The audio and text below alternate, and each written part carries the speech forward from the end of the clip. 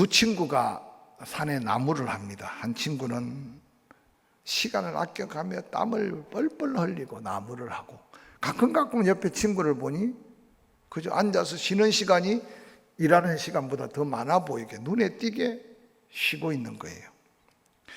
걱정을 하다가 저녁 해가 뉘어졌을 때 두 친구가 이제 나무찜을 챙기는데, 땀을 펄펄 흘리며 종일 쉬지 않고 일한 친구의 나무찜보다 바라보면 잠시 그냥 쉬고 있는 것 같았는데, 그 친구 나무찜이 훨씬 더 큰 거예요.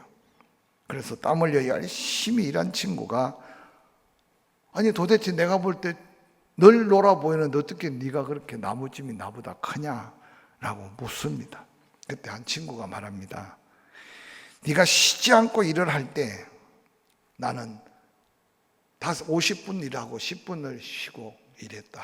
그런데 그냥 쉰 게 아니고 그 10분 쉬는 시간에 나는 도끼 날을 열심히 갈았다. 그렇게 이야기합니다. 우리의 인생살이, 특별히 신앙생활, 열심도 중요하지만 열심만 낸다고 다 되는 것 아니라는 사실을 때때로 우리는 뒤돌아보면서 우리의 세상살이, 믿음의 삶의 모습을 한번 점검하는 기회가 필요하지 않을까 생각합니다. 예수 그리스도의 쉼의 숲에서 말씀과 기도의 그늘에 앉아 풍성한 내일을 소망 가운데 바라보며 오늘 10분간 도끼 날을 갈았던 이 지혜로운 친구같이 우리의 삶 속에 쉼 가운데 더해지는 하나님의 은혜와 능력을 한번 기억하는 시간이 되었으면 좋겠습니다. 독일이 사회가 혼란스럽고 교회가 사회에 대한 영향력을 잃어버렸을 때, 당시에 유명한 신학자 본 헤퍼는 독일 교회를 향해 그렇게 외쳤습니다. 교회 안에 회개가 없는 용서, 그래서 삶의 변화가 없다. 고백이 없는 침례, 참된 믿음을 찾기 어렵다. 교제가 없는 성찬, 하나님과의 관계도 깨어지고 이웃과의 관계가 깨어졌다. 십자가 없는 은혜, 감격이 없고 감사를 잊어버렸다. 생활이 없는 성도, 삶의 은혜의 줄이 다 막혀버렸다. 바로 교회가 막히면 세상이 막히고, 교회가 사명을 다하지 못하면 세상이 어지럽다는 사실을 그는 외치며 한 시대를 살았습니다. 예수님께서 마태복음 7장 21절에 나더러 주여 주여 하는 자마다 천국에 다 들어갈 것이 아니고 다만 하늘에 계신 내 아버지 뜻대로 행하는 자라야 들어가리라고 마태복음 7장 21절에 말씀하셨습니다. 오늘 우리가 살고 있는 이 시대, 장기간 계속되는 코로나19, 또 수해와 태풍, 여러 가지 사회 전반에 앞이 보이지 않는 위기를 지금 만나고 있습니다.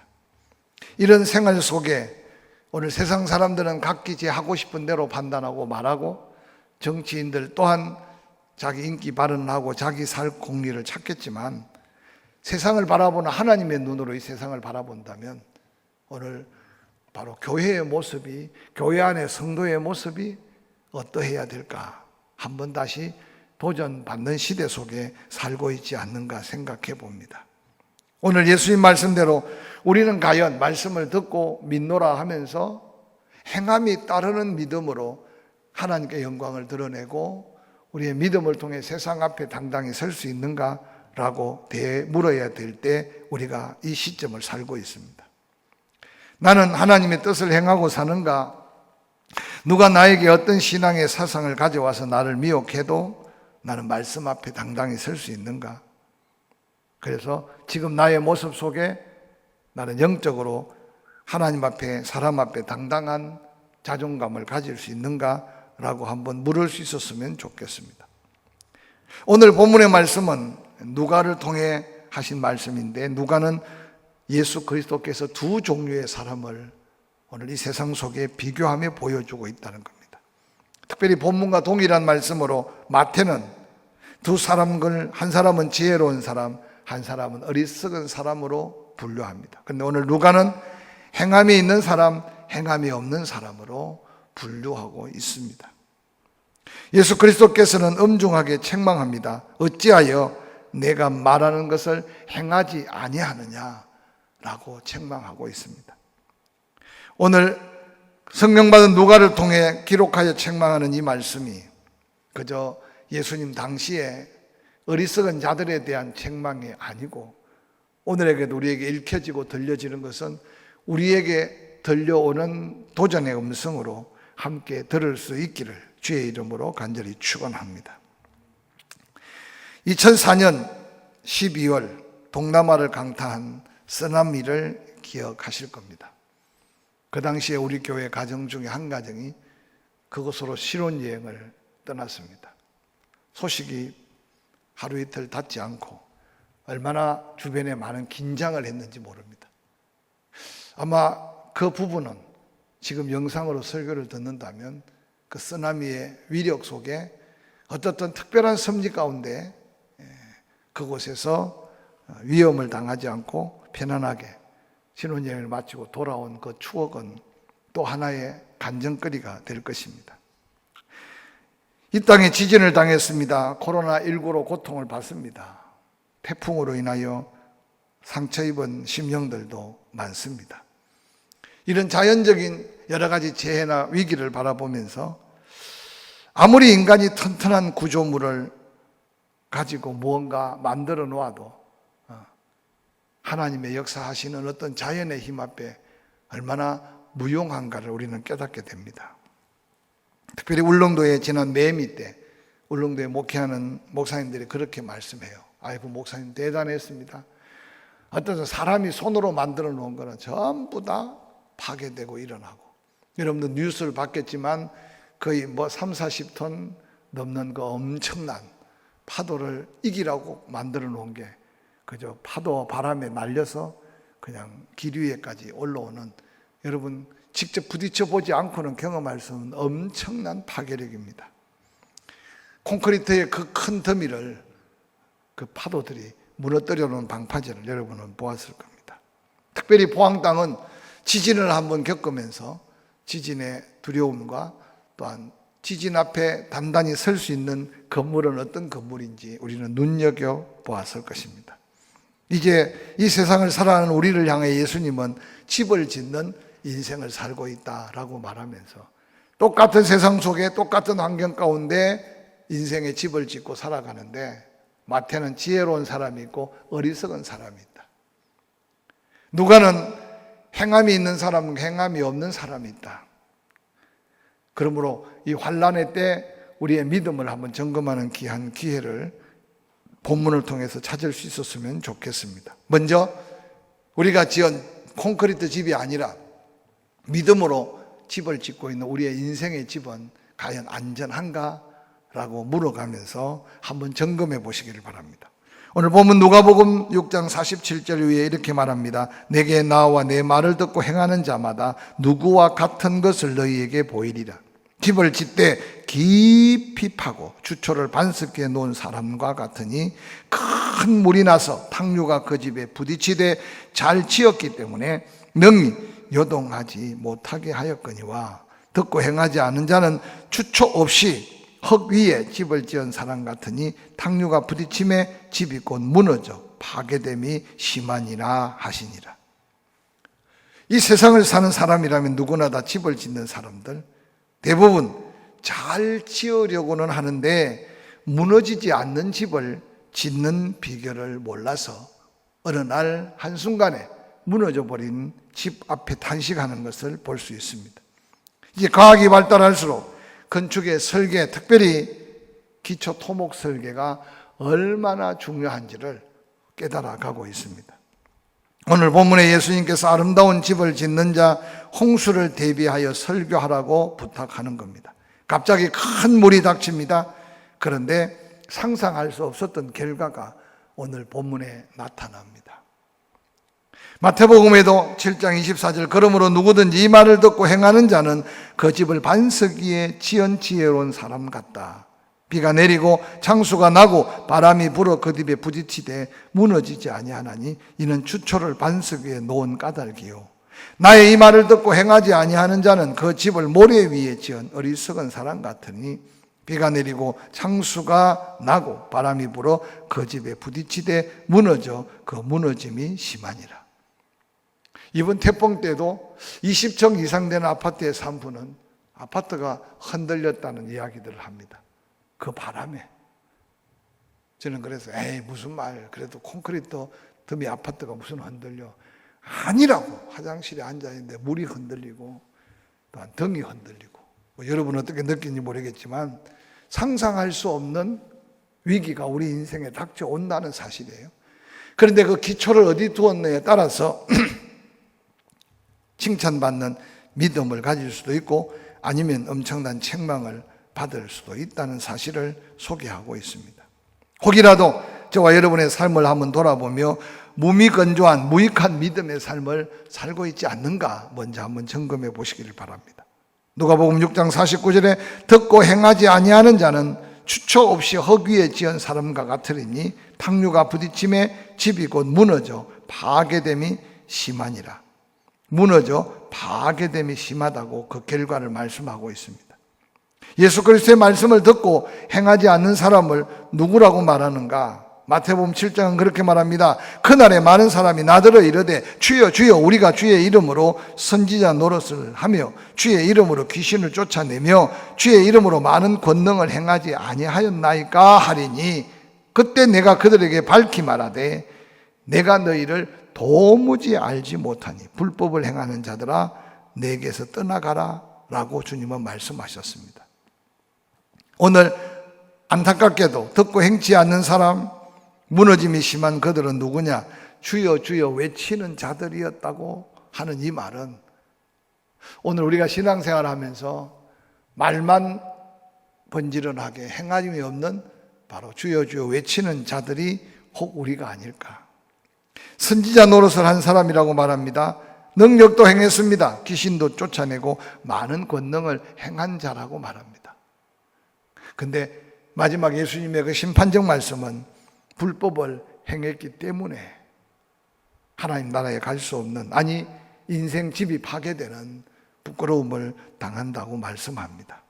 모래 위에 아무리 큰 성을 쌓아도 예수 그리스도께 칭찬받을 수 없는 성이라는 사실을 기억하면서 우리의 인생살이를 다시 한번 점검하는 저와 여러분의 삶이 되기를 바랍니다.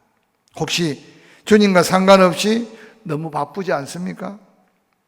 혹시 주님과 상관없이 너무 힘들지 않습니까? 혹시 주님과 상관없이 너무 가슴 아파하지 않습니까? 혹시 주님과 상관없이 너무 염려 근심거리를 짊어지고 살지는 않습니까? 혹이라도 주님과 상관없이 세상이 너무 즐겁고 신나고 있지 않습니까?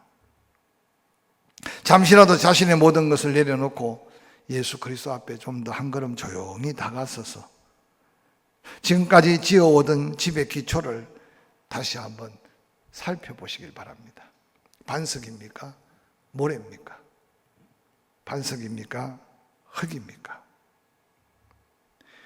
우리들의 믿음의 삶에 행해오는 능력을 우리 주님은 말씀합니다. 누가복음 6장 48절 집을 짓되 깊이 파고 주초를 반석 위에 놓은 사람 큰 물이 나고 탕류가 그 집에 부딪히되 잘 지었기 때문에 요동하지 못하게 하나님이 은혜를 더해 주신다. 반석 위에 집을 지은 지혜로운 사람이라고 가르치고 있습니다. 이런 사람 말씀대로 믿고 행하는 믿음, 바로 능력 있는 믿음이고 예수 그리스도께 칭찬받는 믿음임을 다시 한번 기억하시기를 바랍니다. 예수 그리스도의 말씀을 듣고 행하는 믿음의 사람을 가르쳐 반석 위에 지은 집, 바로 능력 있는 그리스도인. 이 비유에서 두 가지 중요한 교훈을 우리에게 허락해 줍니다. 첫째, 말씀을 듣고 행하는 믿음의 사람은 항상 예수 그리스도를 삶의 기초로 삼고 살아간다. 그래서 사도 바울은 예수의 마음을 품고 살아라. 나를 본받으라. 내가 예수 본받은 것처럼. 그러므로 예수 그리스도의 말씀이라면, 예수 그리스도께서 기뻐하는 일이라면 순종하는 믿음이 바로 반석 위에 집을 지은 믿음의 사람의 모습입니다. 알버트 알렉산더 하이드라는 그리스도인이 있었습니다. 경제공황 시절 한때는 10만 달러 빚을 졌고, 그는 빚 잔치를 한 후 새롭게 결심하고 새로운 사업을 시작하기 전에 가장 먼저 시작했다는 게 11조였다고 합니다.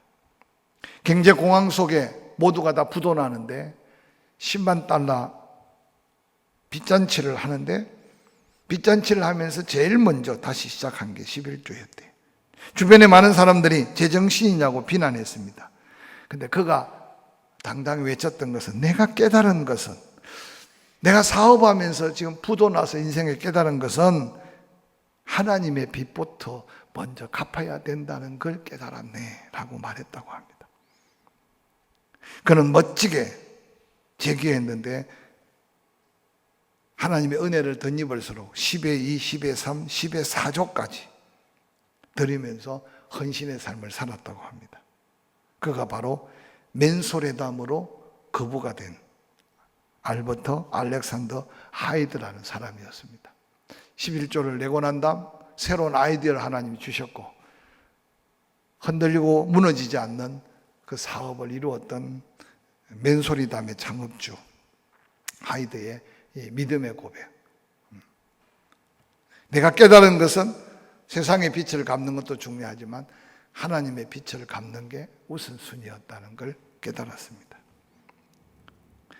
우리가 순종하고자 할 때 늘 유혹받는 것은 다음에라고 하는 미루고 때로는 결단하지 못하는 겁니다. 십자가를 지기 전에 겟세마네 동산에서 예수님이 보여준 순종의 결단을 한번 다시 생각해 보시길 바랍니다.